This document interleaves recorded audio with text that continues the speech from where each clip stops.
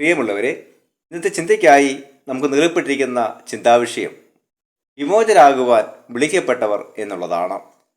ദൈവം നമ്മെ വിളിച്ചിരിക്കുന്നത് ദൈവത്തെ ആരാധിക്കാൻ മാത്രമല്ല, ദൈവത്തിൻ്റെ വിമോചക ദൗത്യത്തിനായും നീതി പ്രാവർത്തികമാക്കുന്നതിനായും വ്യക്തികളെ യഥാസ്ഥാനപ്പെടുത്തുന്നതിനുമായുള്ള ദൈവിക പദ്ധതിയിൽ പങ്കാളികളാകുന്നതിനും കൂടിയാണ്. വേദപുസ്തകം എല്ലാ വ്യക്തികളുടെയും സ്വാതന്ത്ര്യവും അന്തസ്സും നീതിയും സംരക്ഷിക്കുന്നതിനായി നിരന്തരമായി ആഗ്രഹിക്കുന്ന ദൈവത്തെയാണ് പരിചയപ്പെടുത്തുന്നത്. ഇന്നത്തെ ചിന്തയ്ക്കായി നൽകപ്പെട്ടിരിക്കുന്ന പാഠഭാഗങ്ങൾ നമ്മെ ഓർമ്മിപ്പിക്കുന്നത് നമ്മുടെ വിശ്വാസം ദൈവിക ദൗത്യത്തിനായി നമ്മെ നയിക്കണം എന്നുള്ളതാണ്. വ്യക്തികളെ അനീതിയിൽ നിന്നും അടിമത്തിൽ നിന്നും കഷ്ടതയിൽ നിന്നും വിമോചിക്കുവാൻ ദൈവം നമ്മെ വിളിക്കുന്നു. ഒന്നാമത്തെ ചിന്ത, നീതി പ്രാവർത്തികമാക്കാനുള്ള വിളി. നീതി പ്രാവർത്തികമാക്കുവാനുള്ള വിളി. യെശയ്യാപ്രവചനം 1-ാം അധ്യായം 12 മുതൽ 17 വരെയുള്ള വാക്യങ്ങളിൽ യെശയ്യാപ്രവാചകൻ ദൈവം ഇസ്രായേൽ മക്കൾക്ക് നൽകിയ അതിശക്തമായ സന്ദേശത്തെക്കുറിച്ച് പ്രതിപാദിക്കുന്നു. ഇസ്രായേൽ ജനം മതപരമായ ആചാര അനുഷ്ഠാനങ്ങളിൽ വിശ്വസ്തനും ജാഗ്രതയുള്ളവരുമായിരുന്നു. അവർ ദേവാലയങ്ങളിൽ കടന്നു ചെല്ലുകയും യാഗങ്ങൾ അർപ്പിക്കുകയും ഉത്സവങ്ങൾ ആചരിക്കുകയും ചെയ്തിരുന്നു. എന്നാൽ ദൈവം ഇപ്രകാരം പറയുന്നു: ഇനി നിങ്ങൾ വ്യർത്ഥമായുള്ള കാഴ്ച കൊണ്ടുവരരുത്. ധൂപം എനിക്ക് വെറുപ്പാകുന്നു. അമാവാസിയും ശബത്തും സഭായോഗം കൂടുന്നതും നീതികേടും ഉത്സവയോഗവും എനിക്ക് സഹിച്ചുകൂടാ. എന്തുകൊണ്ടായിരിക്കാം ദൈവം അവരുടെ ആരാധനകളെ നിരസിക്കുന്നത്? ഇതിന് കാരണം ഇസ്രായേൽ ജനങ്ങൾ അവരുടെ ജീവിതം അനീതിയും അടിച്ചമർത്തലും ചൂഷണവും കൊണ്ട് നിറച്ചിരുന്നു എന്നുള്ളതാണ്. കഷ്ടത അനുഭവിക്കുന്നവരെ അവഗണിച്ചുകൊണ്ടാണ് അവർ മതപരമായ ആചാരങ്ങളെ അനുഷ്ഠിച്ചിരുന്നത്. അതുകൊണ്ട് ദൈവം വളരെ വ്യക്തമായ ചില നിർദ്ദേശങ്ങൾ അവർക്ക് നൽകുന്നു. നിങ്ങളെ കഴുകി വെടിപ്പാക്കുവിൻ. നിങ്ങളുടെ പ്രവൃത്തികളുടെ ദോഷത്തെ എൻ്റെ കണ്ണിന് മുമ്പിൽ നിന്ന് നീക്കിക്കളവിൻ. തിന്മ ചെയ്യുന്നത് മതിയാക്കുവിൻ. നന്മ ചെയ്യുവാൻ പഠിപ്പിൻ. ന്യായം അന്വേഷിപ്പിൻ. പീഡിപ്പിക്കുന്നവനെ നേർവഴിക്കാക്കുവിൻ. അനാഥന് ന്യായം നടത്തിക്കൊടുപ്പിൻ. വിധവയ്ക്ക് വേണ്ടി വ്യവഹരിപ്പിൻ. ഇത് സൂചിപ്പിക്കുന്നത് അർത്ഥശൂന്യമായ ആചാര അനുഷ്ഠാനങ്ങളെക്കാൾ നീതി നിർവഹണമാണ് ദൈവം ഇഷ്ടപ്പെടുന്നത്. ക്രിസ്തീയ വിശ്വാസം ദേവാലയത്തിൻ്റെ ചുമരുകൾക്കുള്ളിൽ മാത്രം നിലനിർത്താനുള്ളതല്ല. നമ്മുടെ വിശ്വാസം സമൂഹത്തെ രൂപാന്തരപ്പെടുത്തുന്നതാകണം. ഞായറാഴ്ചകളിൽ നാം ദൈവത്തെ ആരാധിക്കുകയും തിങ്കളാഴ്ച മുതൽ അനീതിയിൽ ഏർപ്പെടുകയും ചെയ്യുന്നുവെങ്കിൽ നമ്മുടെ ആരാധനകൾ അർത്ഥശൂന്യമാകും. വിമോചരാകുക എന്നതിനർത്ഥം സമൂഹത്തിൽ അടിച്ചമർത്തപ്പെട്ടവരോടും പാർശ്വവൽക്കരിക്കപ്പെട്ടവരോടും കഷ്ടത അനുഭവിക്കുന്നവരോടും കൂടെ നിലകൊള്ളുകയും അവർ വിടുതലായി പരിശ്രമിക്കുകയും ചെയ്യുക എന്നുള്ളതാണ്. രണ്ടാമത്തെ ചിന്ത, ബന്ധങ്ങളിലെ ശിഥിലതകളിൽ നിന്നുള്ള മോചനം. ബന്ധങ്ങളിലെ ശിഥിലതകളിൽ നിന്നുള്ളതായിട്ടുള്ള മോചനം. എഫേസർ 6-ാം അധ്യായം 5 മുതൽ 9 വരെയുള്ള വാക്യങ്ങളിൽ ദാസന്മാരും യജമാന്മാരും തമ്മിലുണ്ടാകേണ്ട ഊഷ്മളമായ ബന്ധത്തെക്കുറിച്ച് പറഞ്ഞിരിക്കുന്നു. പ്രാചീന റോമൻ സാമ്രാജ്യത്തിൽ അടിമത്തം എന്നത് സാമൂഹിക ഘടനയുടെ ഭാഗമായിരുന്നു. പക്ഷേ അപ്പോസ്തലനായ പൗലോസ് ഇവിടെ ക്രിസ്തുവിൻ്റെ സ്നേഹത്തിൽ അധിഷ്ഠിതമായ യജമാന ദാസ്യ ബന്ധത്തെക്കുറിച്ച് പറഞ്ഞിരിക്കുന്നു. യജമാനന്മാരും ദാസന്മാരും അടിമകളുമെല്ലാം ഒരുപോലെ ദൈവസന്നിധിയിൽ കണക്ക് ബോധിപ്പിക്കേണ്ടവരാണ് എന്നുള്ള വസ്തുത പൗലോസ് ഓർമ്മിപ്പിക്കുന്നു. യജമാനന്മാരോട് പൗലോസ് ഇപ്രകാരം പറഞ്ഞിരിക്കുന്നു: യജമാനന്മാരെ, ദാസന്മാരുടെയും നിങ്ങളുടെയും യജമാനൻ സ്വർഗത്തിലുണ്ടെന്നും അവൻ്റെ പക്കൽ മുഖപക്ഷമില്ലെന്നും അറിഞ്ഞുകൊണ്ട് അങ്ങനെ തന്നെ അവരോട് പെരുമാറുകയും ഭീഷണി വാക്ക് ഒഴിവാക്കുകയും ചെയ്യുവിൻ.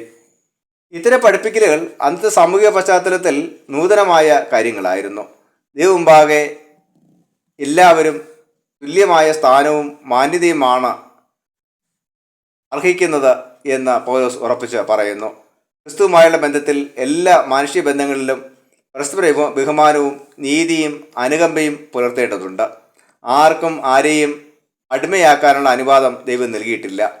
അടിമത്ത സമ്പ്രദായം ഇല്ലെങ്കിൽ പോലും ഇന്നും പലതരത്തിലുള്ള അടിച്ചമർത്തലുകളും ചൂഷണങ്ങളും സമൂഹത്തിൽ നിലനിൽക്കുന്നുണ്ട്.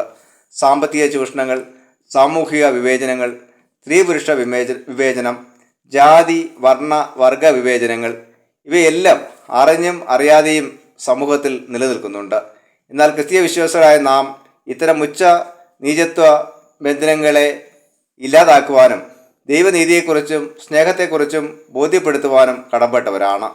വിമോചക ക്രിസ്തീയ സമൂഹം എന്നത് എല്ലാവരെയും തുല്യരായി പരിഗണിക്കുകയും എല്ലാവരുടെയും അന്തസ്സും മാന്യതയും കാത്തുസൂക്ഷിക്കുകയും പരസ്പരം അംഗീകരിക്കുകയും വിലമതിക്കുകയും ചെയ്യുന്ന ഒരു സമൂഹമാണ്. മൂന്നാമത്തെ ചിന്ത, ബന്ധനങ്ങളിൽ നിന്നുള്ളതായിട്ടുള്ള വിമോചനം. ബന്ധനങ്ങളിൽ നിന്നുള്ള വിമോചനം. ലൂക്കോസ് 13 10 മുതൽ 17 വരെയുള്ള വാക്യങ്ങളിൽ യേശു 18 വർഷത്തിലധികമായി കൂനിയായ ഒരു സ്ത്രീയെ സിനഗോഗിൽ കണ്ടുമുട്ടുന്നതായി നാം വായിക്കുന്നു. അവൾ ശാരീരികമായും സാമൂഹികമായും പ്രയാസങ്ങൾ അനുഭവിച്ചു. അവളുടെ അവസ്ഥ മൂലം മറ്റുള്ളവരാൽ അവഗണിക്കപ്പെടുകയും പാർശ്വവൽക്കരിക്കപ്പെട്ടവളുമായിരുന്നു. യേശു അവളെ കണ്ടപ്പോൾ അവളെ മുന്നിലേക്ക് വിളിച്ചിട്ട് ഇപ്രകാരം പറഞ്ഞു, സ്ത്രീയെ, നിന്റെ രോഗബന്ധനം അഴിഞ്ഞിരിക്കുന്നു. ആ നിമിഷം തന്നെ അവൾ നിവർന്നു നിന്ന് ദൈവത്തെ മഹത്വപ്പെടുത്തി.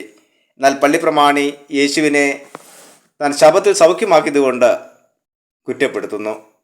യഹൂദന്മാർ ന്യായപ്രമാണത്തിൽ നൽകിയ വ്യാഖ്യാനമനുസരിച്ച് ശബത്ത് ദിനത്തിൽ സൗഖ്യമാക്കാനുള്ള അനുവാദം ലഭ്യമായിരുന്നില്ല. എന്നാൽ യേശു വളരെ ശക്തിയുള്ള വാക്കുകൾ ഉപയോഗിച്ച് ഇതിനെതിരെ പ്രതികരിക്കുന്നു.